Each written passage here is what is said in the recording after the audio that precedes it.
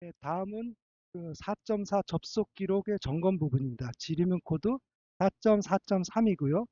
공공 시스템의 접속 기록 등을 자동화된 방식으로 분석하는 부분 하나랑 그다음에 불법적인 개인정보 유출, 시도 등에 대해서 사유를 소명하고 필요한 조치를 하도록 계획하고 있습니까에 대한 부분입니다.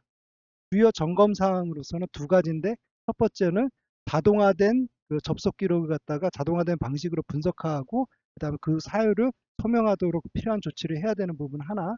그다음에 두 번째로는 그런 행위들이 불법적인 행위가 발견이 됐을 경우에는 그 해당 사실을 갖다가 정보 주체한테 알리고 피해 예방을 위해서 그 사항을 통제해야 된다라고 하는 두 가지 부분입니다. 예, 첫 번째로 공공 시스템에서의 그 자동화된 방식으로 접속 기록에 대한 분석 부분입니다. 이 부분이 일반적인 시스템과 개인정보 처리 시스템과 좀 달라진 부분으로 보시면 될 것 같고요. 그래서 기존 같은 경우에는 접속 기록을 남기라고까지만 돼 있고 그거를 갖다가 어떤 식으로 분석을 하던지에 대한 어떤 제약이라든가 그런 거에 대한 가이드가 없었는데 그 공공 시스템에서는 그거를 수작업으로 뭔가 SQL을 돌린다든가 수작업으로 직접 분석하든가 이런 방식이 아니라 어떤 프로그램화되어 있는 방식을 통해 가지고 자동으로 좀 분석하는 그래서 배치를 돌려가지고 아침에 내가 알 수 있게 한다든가 아니면은 화면이 있어가지고 화면에서 버튼을 누르면은 실시간적으로 어떤 대상이 뽑혀서 나온다든가 이런 식으로 자동화된 방식으로 좀 분석을 해야 된다라고 보시면 될 것 같고요. 두 번째로는 이렇게 분석이 돼서 어떤 이상 징후가 발견이 됐을 때에 대한 소명 부분입니다. 그래서 그 소명 자체를 갖다가 그 두 가지 형태로 소명을 할 수 있게 돼 있는데 첫 번째로는 사후 소명입니다. 그래서 그런 것들이 발견되면은 관리자가 해당되는 취급자한테 왜 이런 행위를 했느냐라고 이제 문의를 하게 되고 그거에 대해서 어떤 것 때문에 이렇게 했다라고 이제 소명을 하는 이런 것들은 이제 사후 소명이라고 보시면 될 것 같아요.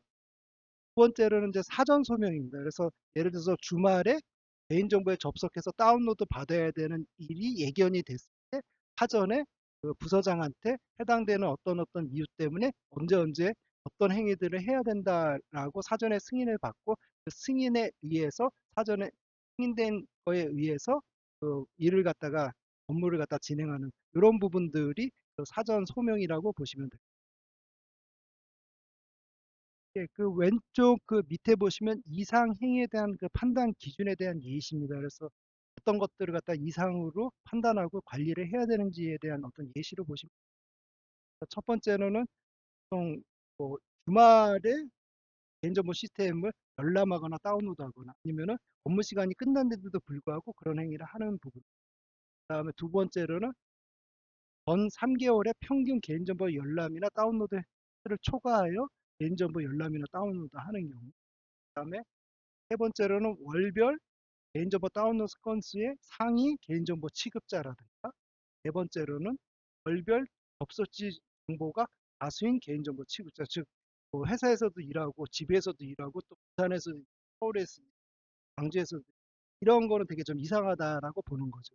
그런 네 가지 항목의 그 이상이가 있을 때는 기본적으로 관리를 해야 된다라고 하는 예시로 좀 보시면 좋겠습니다.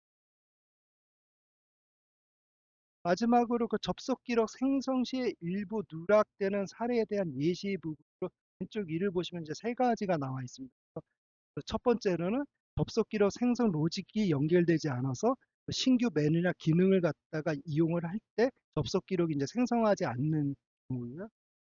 두 번째로는 그 개인정보에 대해서 조회나 다운로드 할 때 정보 주체 한 사람이 아니라 다수의 정보 주체에 대해서 열람하거나 다운로드 받을 때 검색 조건에서 다량이기 때문에 실제로 정보 주체의 정보가 공란으로 처리되는 경우.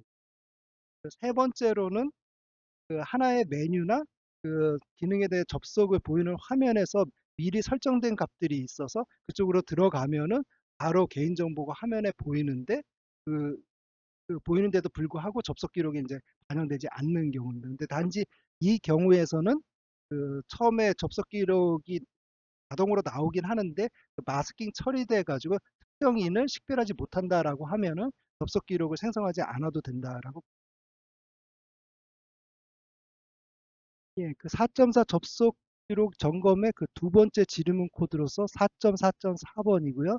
그래서 그 공공 시스템을 이용하는 이용 기관이 소관 개인정보 취급자의 접속 기록을 직접 점검할 수 있는 기능을 갖다가 그 운영 기관에서 제공해 주도록 계획하고 있는지에 대한 부분입니다. 그래서 그 운영 기관 같은 경우에는 그 이용 기관한테 그 이용 기관이 직접 자기네들의 취급자의 접속 기록을 점검할 수 있도록 어떤 기능을 제공해 줘야 된다라고 하는 부분입니다. 그래서 특별한 내용은 없는 걸로 보시면 될 것 같아요.